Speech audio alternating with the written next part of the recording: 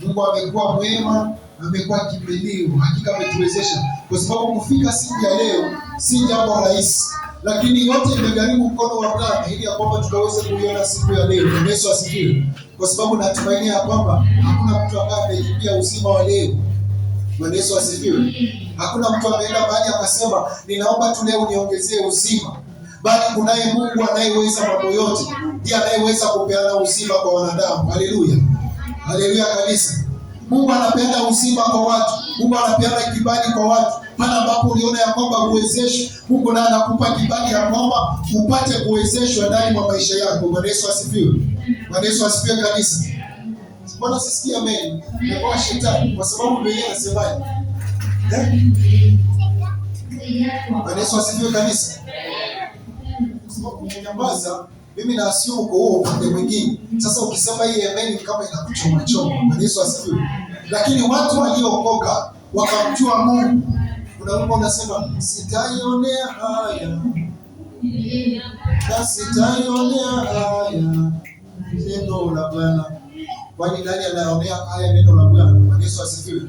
Sisi sote tumeitwa ili ya kwamba tupate kumwabudu Mungu. Tazama wewe, Mungu amekupa kibali, amekuwezesha mpaka umefika katika nyumba yake, ambapo si jambo rahisi, si kitu rahisi ndani ya maisha ya watu. Jiulize, wangapi wameshindwa kufika leo? Wangapi wametamani ya kwamba uweze kufika lakini wameshindwa? Haleluya. Ya kwamba lakini wewe Mungu akaona hakika unafaa, unastahili kwa siku ya leo. Bwana Yesu asifiwe.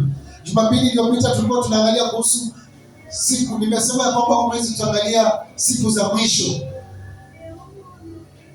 Bwana Yesu asifiwe.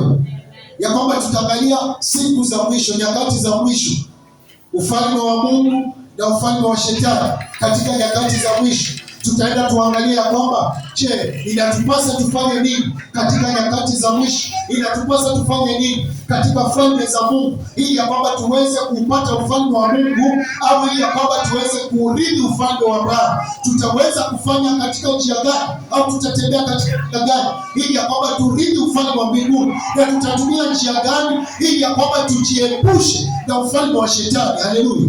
Kwa sababu katika Biblia kuna falme mbili. Kuna falme ya Mungu na kuna falme ya shetani, na hizi falme zote zinangoja watu waweze kuingia ndani. Bwana Yesu asifiwe. Je, wewe ni mmoja wa zile falme za giza au wewe ni mzima? Bwana Yesu asifiwe. Ya kwamba kuna falme mbili, kuna falme ya shetani na falme ya giza. Falme ya shetani na falme ya Mungu. Bwana Yesu asifiwe.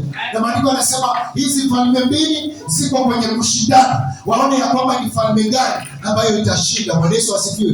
Na hizi falme, unaelewa ya kwamba katika falme kunahitaji watu ambao watatawala hiyo falme, ambao wataongoza hiyo falme. Haleluya. Na ambao watarithi hiyo falme.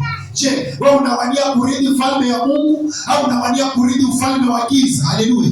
Ya lazima uchague mawili. Hapa duniani ni mawili tu. Ni lazima usimame kwenye msimamo wako. Uangalie, je, ninataka kuingia kwenye falme za Mungu au ninataka kuingia kwenye falme ya giza? Haleluya. Yaani uamuzi ni uanze kufanya mwenyewe. Bwana Yesu asifiwe.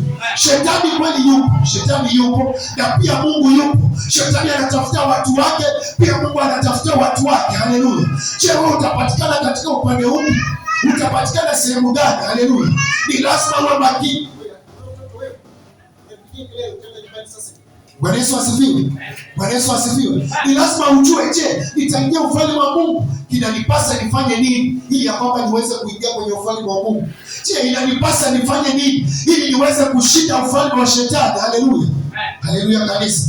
Sijui hapo ulipo unafahamu gani kwenye ufalme wa Mungu na unafahamu gani kwenye ufalme wa giza? Haleluya. Jumapili iliyopita tukawa tunaangalia siku ya unyakuzi. Ikasema ya kwamba hakika hakuna kwa sasa, kufikia sasa hakuna mtu aliyepokea wokovu. Ukisoma Mathayo 24:13, hakuna mtu yeyote aliyepokea wokovu. Wale watakaovumilia hadi siku ya mwisho, hao ndio wataweza kupokea wokovu. Bwana Yesu asifiwe. Maandiko yanamaanisha kwamba hakika hapa duniani kuna majaribu. Ukiwa katika safari ya wokovu, hapa tulipo tunaelekea kwenye